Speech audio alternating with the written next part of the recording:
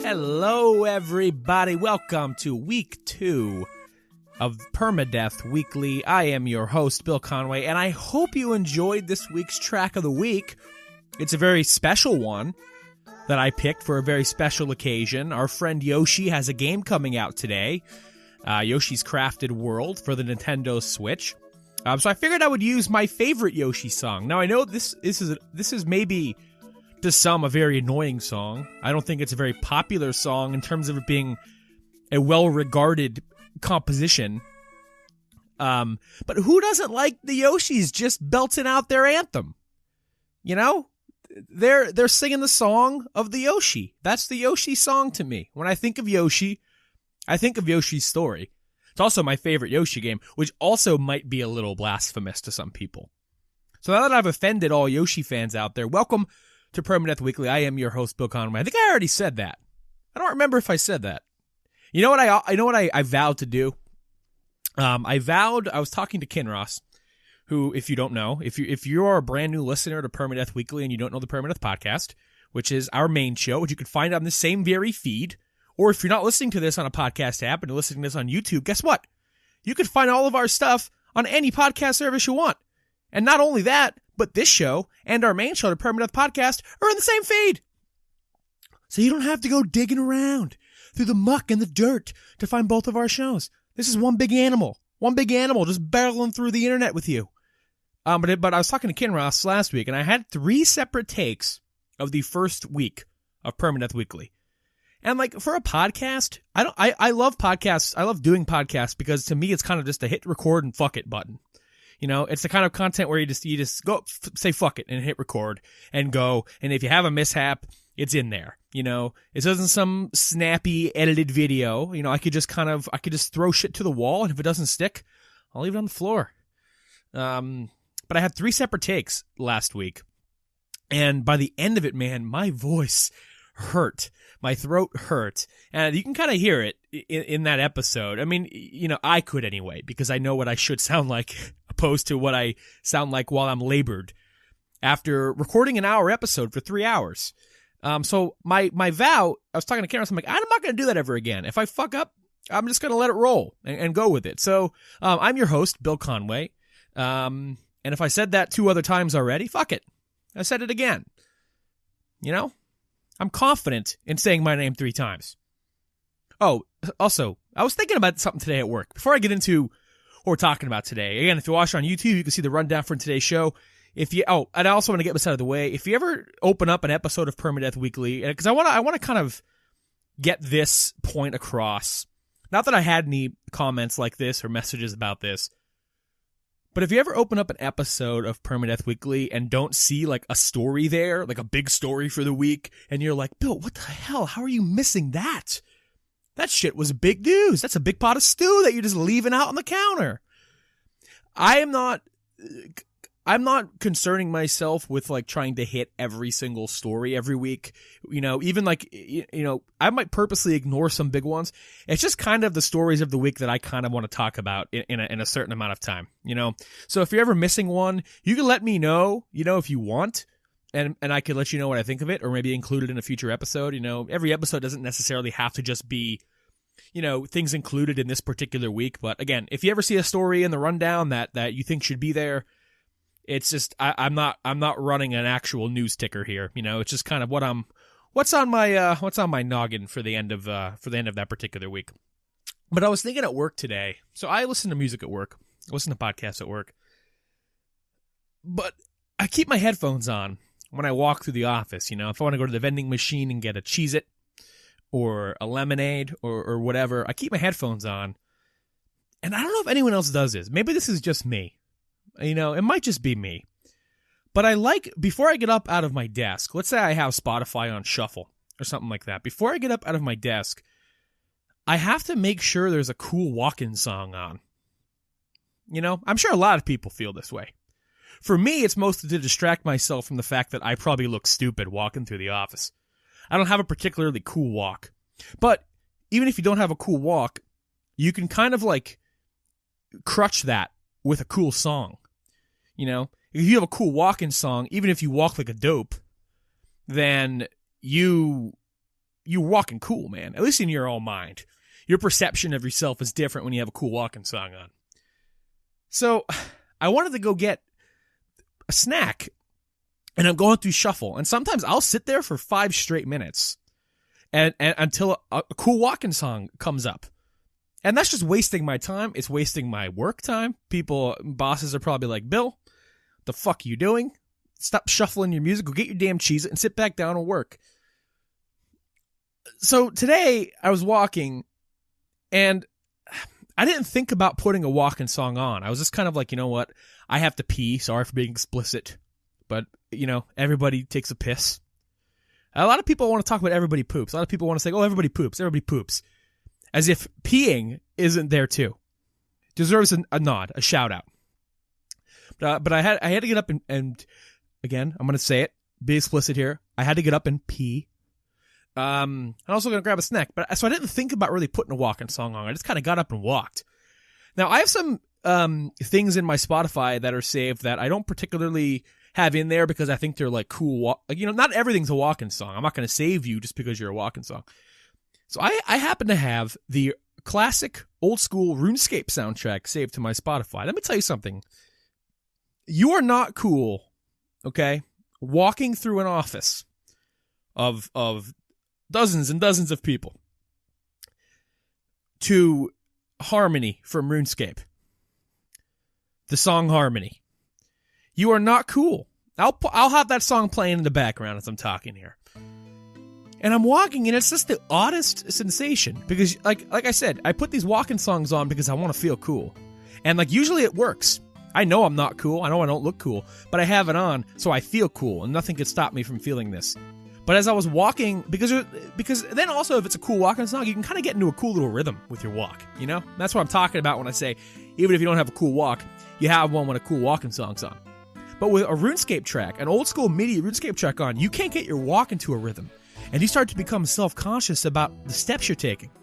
And with the headphones on, you can't really hear your steps.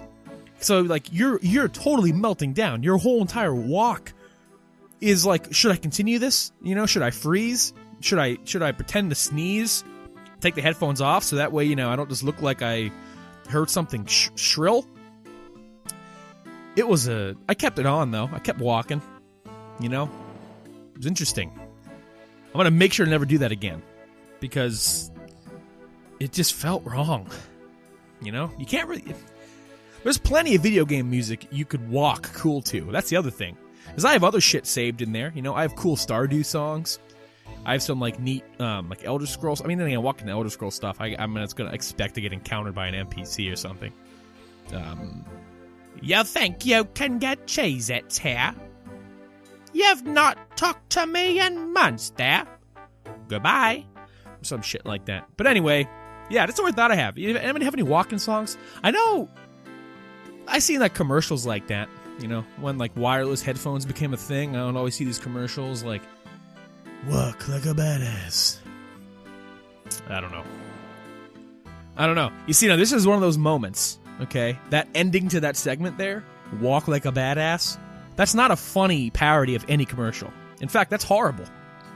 That's where old Billy of just last week, old Billy would have said, nah, that's it, cut that. I'm scrapping that entire bit, and we're recording that over. But no, I'm saving my voice today. I have a little update on the whole Judgment thing. You know, it's funny, I talked last week about Sega erasing Pierre Taki from their game because of his drug use. And the very next day, we got word from Sega on what its Western release entails. So this comes from Game Informer and Imran Khan, who writes in his article, Sega has announced that Judgment's release date in the West is unaltered and that the game is still coming out on June 25th. However, the company has noted that the mocap and voice performance of the character, Kyohei Hamura, will be adjusted. While it isn't clear what that means, it definitely suggests Pierre Taki, who was arrested on suspicion of cocaine use, is being replaced. You could read the full statement in here. Due to unforeseen circumstances, the character model and the character model and Japanese voice for the character of Kyohei will be adjusted for the Western release of Judgment, launching on June 25th. So, yeah, this is exactly what they did with Yakuza 4's remaster in Japan, is they just kind of erased the guy and put a new actor in. So, while I'm happy we're getting this game on June 25th, and it's not going to be something where the Western release is totally canceled or the Western release is delayed a year, we're getting it the same exact time. We're still getting it in 3 months. 3 months seems like a very short turnaround to just completely change a character model and bring a new actor in and give a performance. Doesn't that seem a little fucking crazy to anybody else? Like, that's a short turnaround. Like, how good is that going to... I mean, whatever. I mean, the thing is the work of the developer themselves, you know, in terms of replacing this guy, I'm skeptical because, like, it's so weird to just, you know, you base your story and your character and its presence around this actor, you know, and then removing him, you know, how does that feel? You know, I'll never know as a player because I will never have played the original. I'll have to watch, like, a Japanese Let's Play of that or something to get the full idea of what I've been missing out on. But I have total faith kind of in that development team because I've never played a game of theirs that sucks. You know, like, I love every Yakuza game that I've played. They're all masterpieces in my mind. They're all super consistent and gripping and funny and fun to play. So in terms of them, you know, being able to churn this out in a short amount of time, I don't not have faith in them. I just still disagree with this decision. Just leave him in the fucking game. You know, I didn't know this in the article, a suspicion of cocaine use. What, do they even have the full fucking details yet on this guy? And they're going to just trash him in the toilet? But the news here is that we are still getting the game on June 25th, which is cool. For people who want to play it. So yeah, that's our update on Judgment. You know, I encountered something weird yesterday.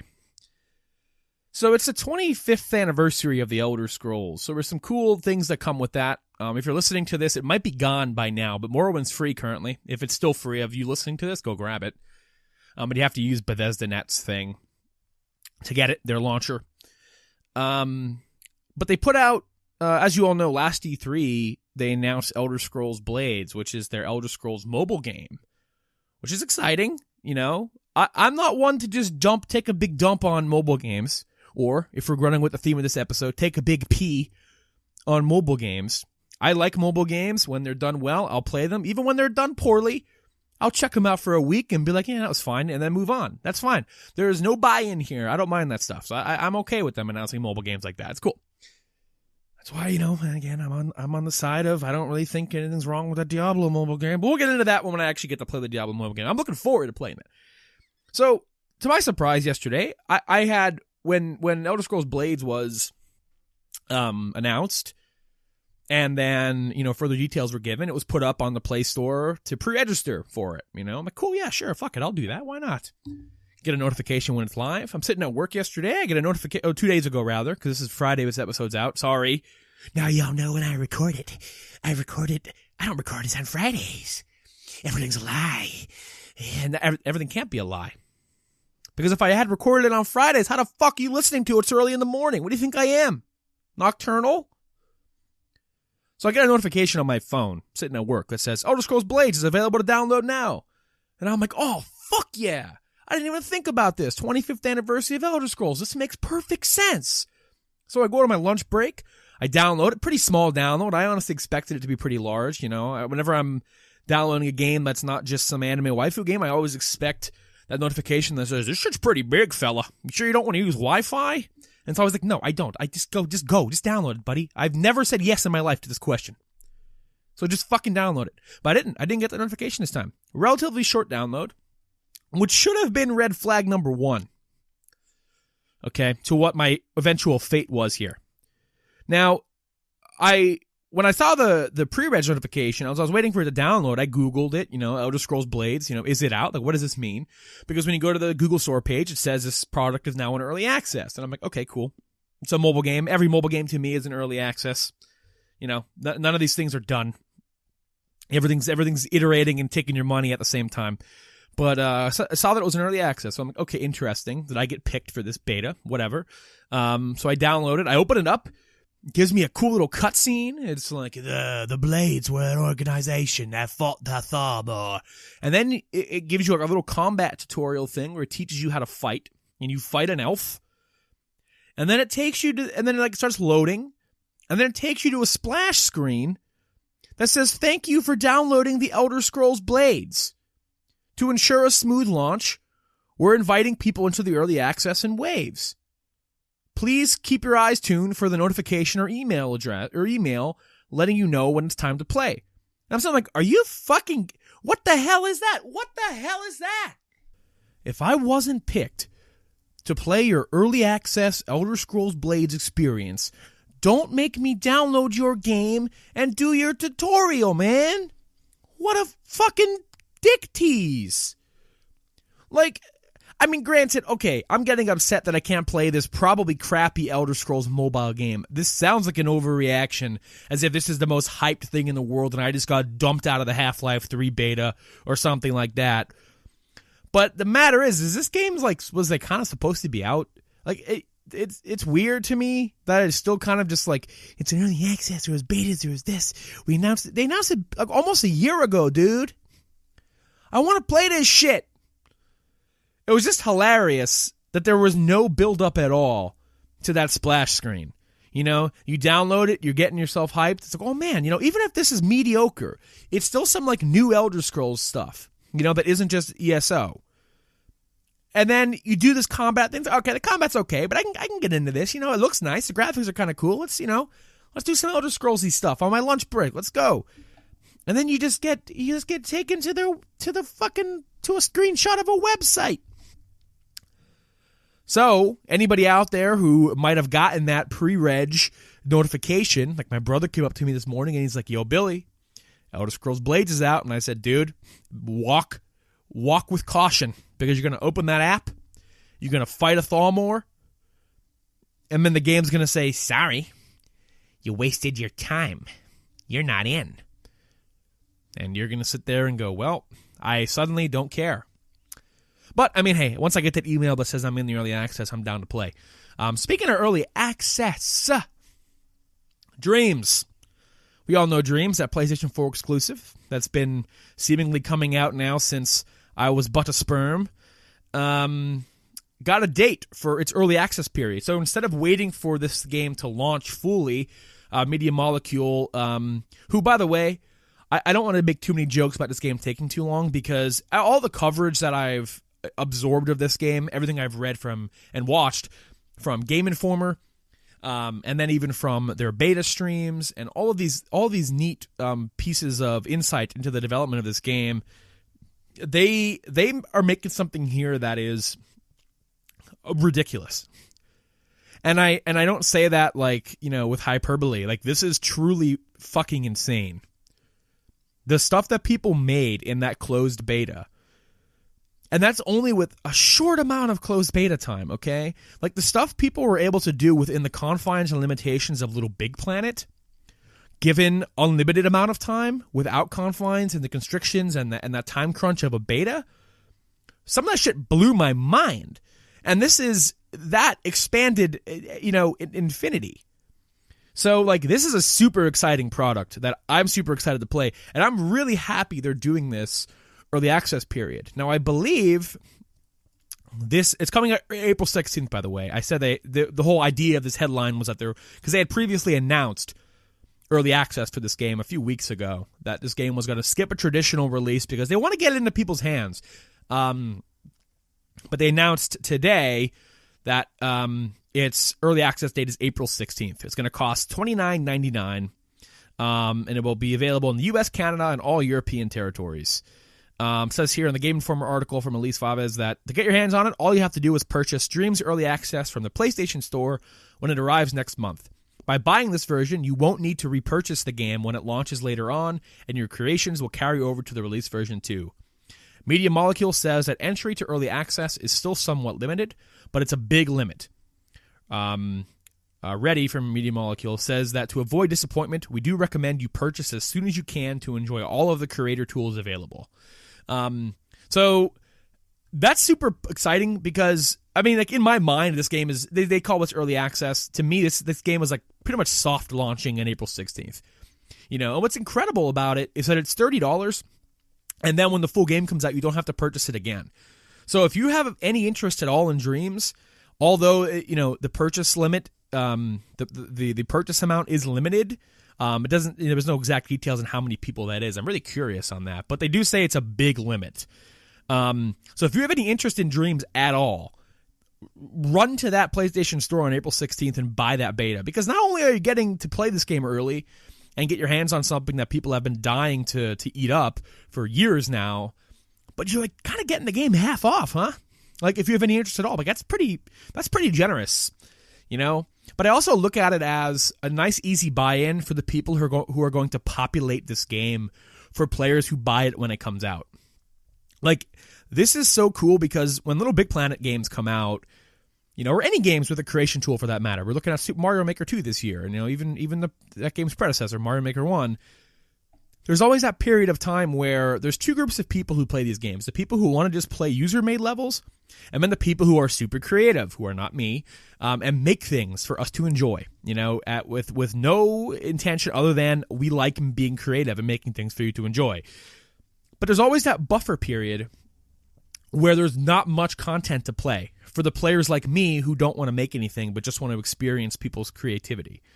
There's that like month or two period of time where, you know, that ramp up is kind of slow as people learn the tools, as people work their way around the UI and get their handle on what their limits are with this engine and with these creation tools that they're given.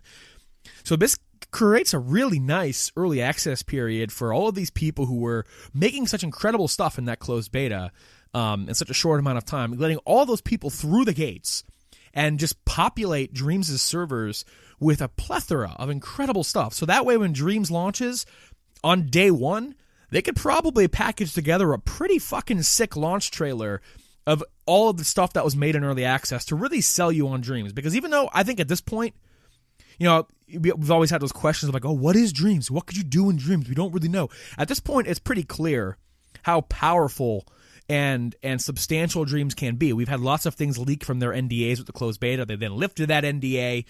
People were remaking PT and Dead Space levels, and just the sheer breadth of stuff people were making and the assets they were sharing was really cool and really fun to see. It was really unique. It was an aspect of just pure, I'm doing this on a controller, like content creation that we haven't gotten probably since the original Little Big Planets, you know? Because as much as I love Mario Maker, you're still making Mario stuff.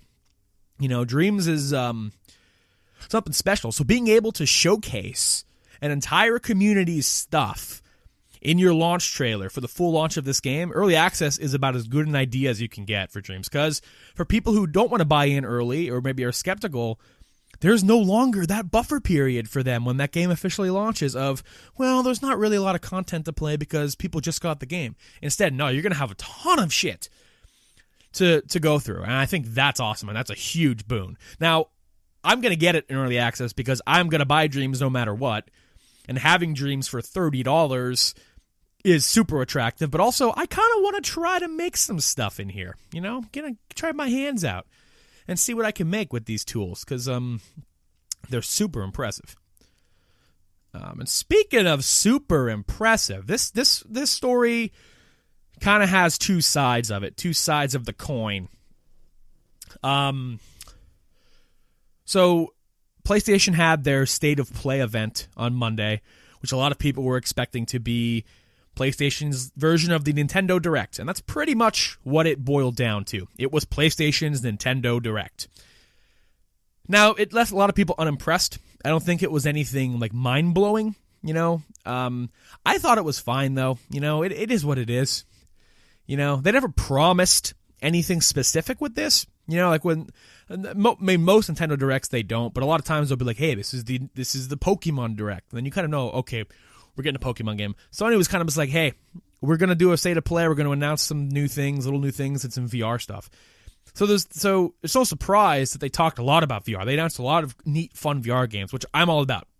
If state of plays were just VR stuff, that's cool with me, because I think it's great that this long into its life cycle, because there's still skeptics out there, and I don't quite understand your take.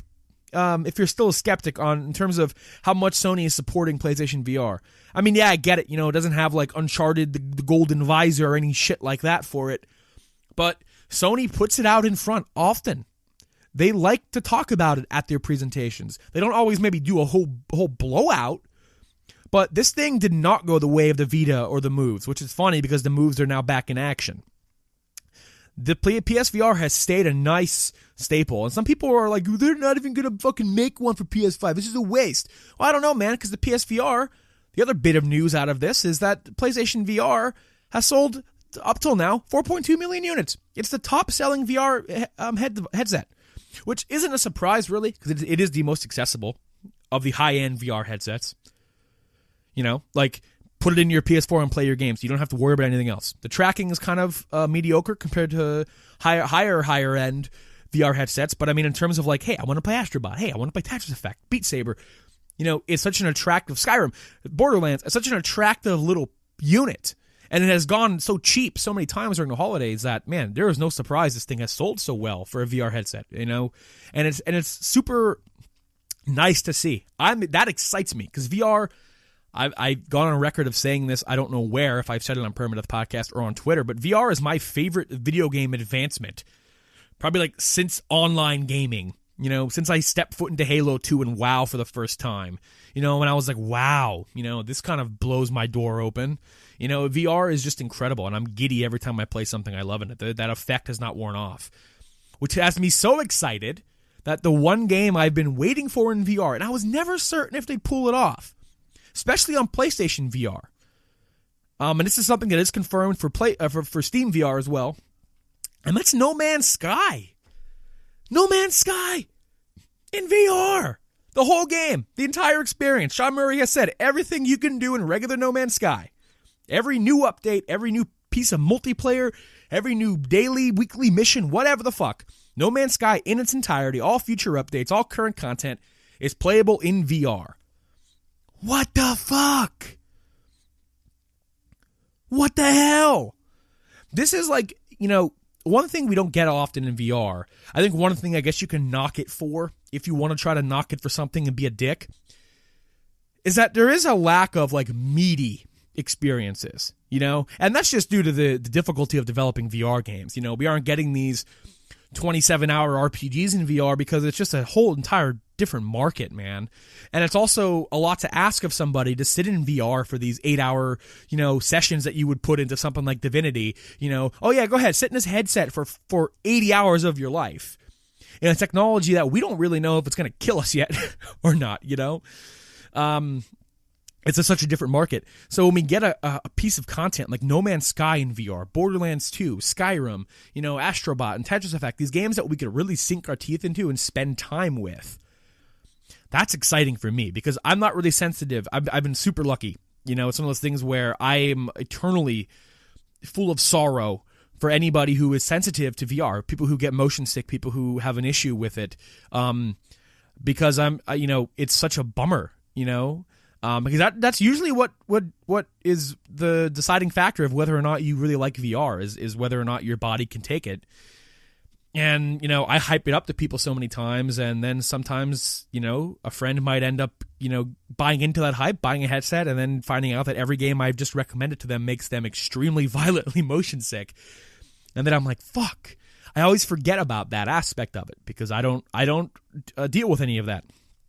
So it's exciting for me to go into a game like No Man's Sky, and presumably it'll be there, turn off all of the handicap features, all of the blind spot stuff, and just sit in my space. Like, oh my God, just thinking about landing on a fucking planet, that still blows my mind in No Man's Sky. No Man's Sky is still a game I love playing. I put a ton of hours back into it with the newest update they put out last year.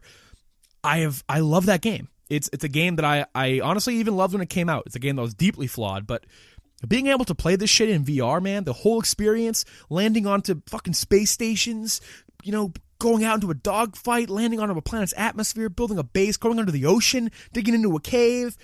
Man, shit. You have no idea how much I'm salivating for this experience right now. I can't fucking wait for this in virtual reality. I can't fucking wait for it. And I'm so glad that they did announce it for PC as well, because I might actually pick up an Oculus and play it on PC VR instead. But I mean, I have the PS4 version of it too, so I might as well check it out on there. I'm just curious how it's going to look. That's my biggest red flag with No Man's Sky, is because it's been such a struggle for them to get that thing running at 60 on the PS4 Pro, and they've done a really good job optimizing it. But there are still instances of dips.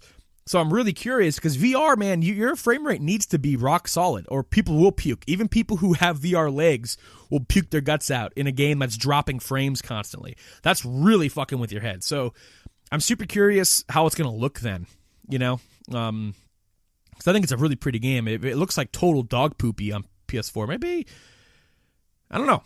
I guess that'll be my deciding factor if I want to get it on Oculus. Or get an Oculus. I do want an Oculus as a VR fan. I want to dive into PC VR as well. So I'm keeping my eyes on that Oculus Rift S that they just announced, which I haven't talked about, which I won't talk about here. But yeah, man. They also announced Iron Man VR, which cool. But I mean, No Man's Sky. That's where it's really at, huh? Next, I have this segment might be reoccurring. I don't know. But it's called, Hey, here's a heads up. And these are just four, I guess, really quick things that I'm not going to extrapolate on. I'm just going to go. As of listening to this, if you have Twitch Prime, and if you don't know if you have Twitch Prime, if you have Amazon Prime, guess what? You have Twitch Prime. And no, I'm not begging you to sub to our Twitch. But if you have Twitch Prime, you can get a free year of Nintendo Switch Online right now. And that offer lasts, I believe, I had this up on my screen before I started recording. If you have it, that offer is up until September 24th. So that's a lot of time. You have 6 months to grab yourself a year of Nintendo Switch Online, which is that's a pretty sick deal. Granted, it's only $20 worth of time, but still, it's free. And you can get your ass kicked in Tetris 99 by me. Another, hey, here's a heads up. This I'm going to roll into one giant topic here. 2 very popular indie roguelites are getting some free DLC. And if you like these games, but you don't like them enough to pay attention to their headlines, I hope I'm surprising you and making your day by saying on April 5th, Enter the Gungeon is getting its final DLC, A Farewell to Arms, which will be free. That'll be available on all platforms on that date. And Dead Cells, indie darling Dead Cells today, as I'm recording this on Thursday. As you're listening to this Friday, guess what? If you didn't know it existed, you can go download it right now. On PC, they just released their Rise of Giants DLC for free. That adds a whole bunch of cool stuff, new bosses, new areas, stuff like that. Oh, and if you haven't been paying attention to the news, they announced Borderlands 3. But there's nothing really to talk about on Borderlands 3. I'd love to sit down and speculate on the route they're going to go with that game, because they really didn't share too much. Will it go with a full games as a service thing, or will they stick to their Borderlands 2 model, big expansion pack DLCs, which I guess is the games as a service. That is the model. But you know what I mean. The microtransaction-filled, cosmetic-filled, model that Destiny and Division and Anthem all carry the banner for. This is where I would typically give you my Sekiro impressions. But I'm not pretty close. I'm about 30 hours deep into Sekiro right now. And I am going to make my final push in that game, I think, over the weekend, and maybe early into next week. And I'm kind of probably going to save my thoughts on Sekiro until then. I will say that I love it dearly. It's going to be very tough to rank like my favorite From Software games. I think Bloodborne is still the GOAT for me. There's just something about Bloodborne's world that still just tickles me, I love it. But Sekiro does a lot of amazing things. It flips a lot of From Software and Souls conventions on its head, and does this incredible dance with its combat that kind of takes you and throws you into a loop for how you should be approaching these fights, because everybody has it in their heads to attack Souls and Bloodborne bosses a certain way, and this just flips it, and it's fucking hard. And not just that, period of adaptation and evolution you need to take with yourself, that From Software natural selection period where it's like, oh wow, this isn't just Dark Souls, this isn't just Bloodborne, I need to adapt or die and never play this game again. There is an amazing sense of accomplishment when you do that, but even after that period, this is probably, honestly, one of the hardest video games I've ever played in my life. This is a game where I can't speak for all of you. Some of you guys might be just kings of the sticks. But I have spent hours on some boss fights. And now, that is not, a new thing with From games. I have been stuck on bosses in Bloodborne for days. Ludwig in Old Hunters DLC, I'm looking at you, buddy. You big fuck. But there's something different the way that you approach these Sekiro fights. There's really no way to cheese a lot of these, You need to really attack these mechanics and these deflect mechanics and you need to parry, which is something that if you suck at that in the Souls games, man, you're in for something. You're in for a world of hurt in Sekiro. But yeah, the world and music and the storytelling and just, all that signature From stuff is there. It tells a linear story this time around. I'd say linear, more of a traditional, I should say. It's not necessarily, you know what I mean, though. It tells you a story with cutscenes and dialogue rather than the typical, oh, this guy found a candle item in the bottom of a shoe and he read the lore on it and he figured out what the ending is.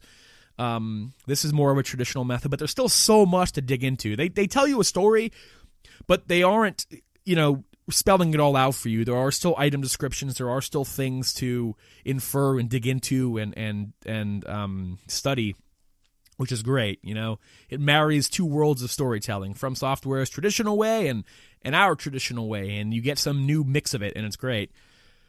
But yeah, I'm loving it. I love every minute I've played of it so far. I'm looking forward to finishing it up. I would like to kind of save my full opinions on that game for the regular Permadeath podcast.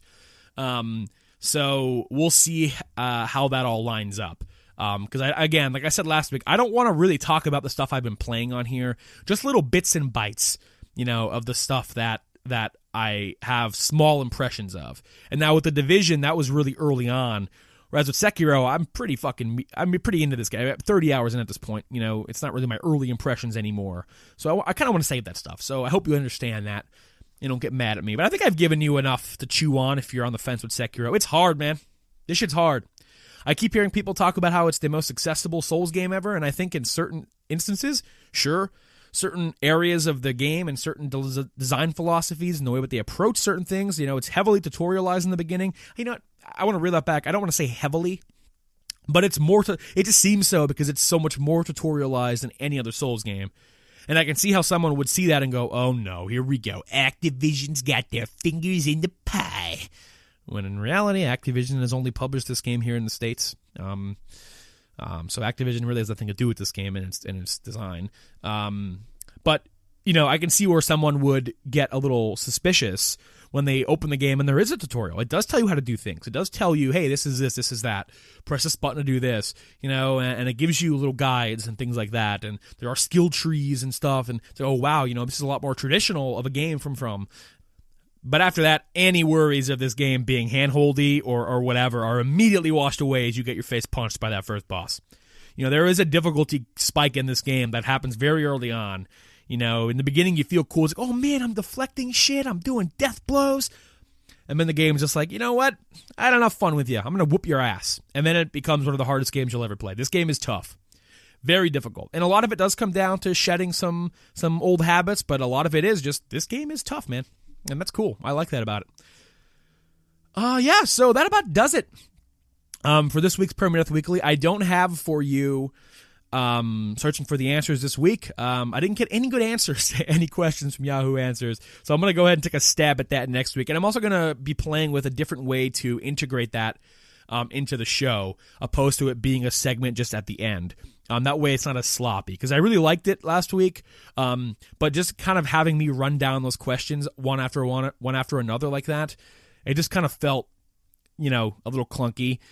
So I do have an idea for integrating that, and I will do that next week. I'm gonna hope to get some better answers. If not, I have another segment for you all that will replace it in due time. So yeah, I have plans for everything. I am all seeing with this show. I am on a roll, 2 weeks in a row, baby. Anybody who doubted me, anybody out there who doubted me, Bill, you'll never do a weekly show, you little punk bitch. Well, I got news for you, sucker. I'm here 2 weeks in a row, baby. What of it? Huh? Don't make me put my walking song on, fucker. Don't make me do that. I'll walk right to your house. Right to your house.